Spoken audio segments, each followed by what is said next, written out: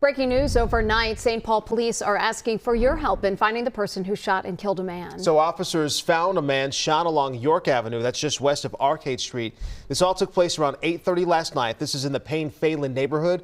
Here's what we know. Investigators tried to save that man's life, but sadly he died at the scene. Homicide detectives, they're searching for physical and video evidence. They're asking any witnesses to contact them. The Ramsey County medical team, the examiner, will identify the victim. This is St. Paul's 13th homicide of the year.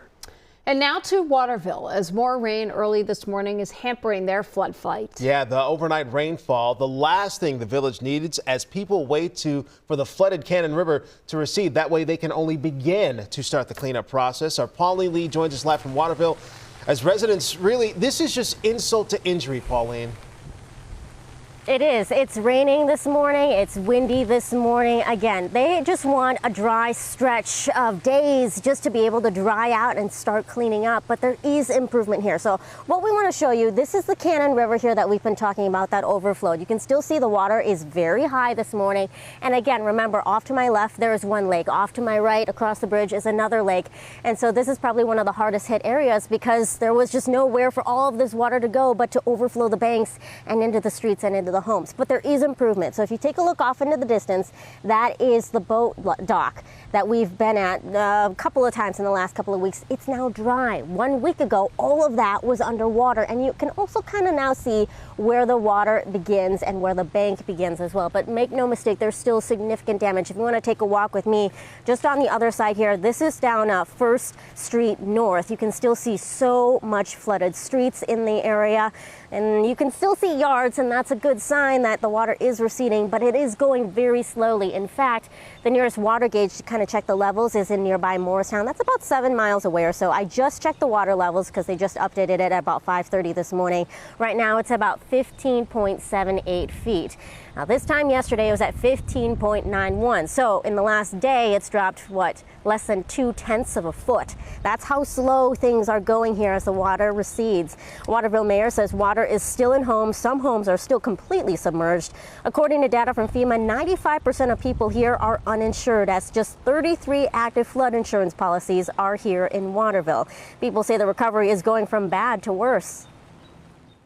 Just, you have to throw everything out. The water doesn't go away. It's been, 15 days? 15, 16 days. 2 inches in the basement, 2, 3 inches, 4 inches at times. It's unhealthy too. It worries me. The mold is real bad for some people. And for me, it's really bad. I'm gonna end up sick. And you just think about that, the mold that they're talking about here. And just remember, FEMA had said only 33 active flood insurance policies.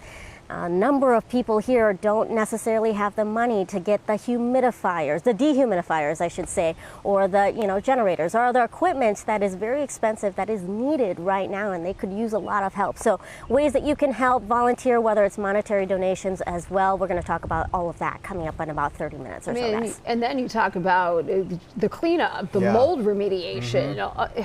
It's a lot. Well, not only that, but then we also don't know what is in that water. Right. We know, so that's concern as well. So still a whole lot of concerns out there moving forward. But as you had mentioned, Pauline, it's insult to injury, the fact that it is raining out there and it's windy on July 2nd. So it's going to be a long time. The process, it's going to take some time. Pauline Lee, live for us in Waterville. Pauline, thank you. And this morning, there are continuing reverberations after the Supreme Court ruled that former presidents and presidents have broad immunity from criminal prosecution. CBS News correspondent Jared Hill tells us about the request from former President Donald Trump to the judge of his hush money trial. This morning, new questions around whether the Supreme Court's monumental ruling on presidential immunity could impact former President Trump's felony convictions. Trump's lawyers are asking the judge in his New York financial records case to delay next week's sentencing and toss out the convictions, claiming some evidence came from his time in the White House and should be considered official presidential acts. For the things that are just for the president, for those things that are just within the president's ambit, absolute immunity. For official acts in general, at least presumptive immunity. The High Court's 6-3 decision will likely slow Trump's January 6th election interference trial. There is an enormous amount of legal work that is now going to have to unfold over the next several months. That means the chances of a trial before the election are zero at this point. President Biden criticized the first of its kind Supreme Court ruling. Today's decision almost certainly means that there are virtually no limits on what a president can do. Trump celebrated the moment, writing on social media, "Big win for our Constitution and democracy. Proud to be an American." Jared Hill, CBS News, New York.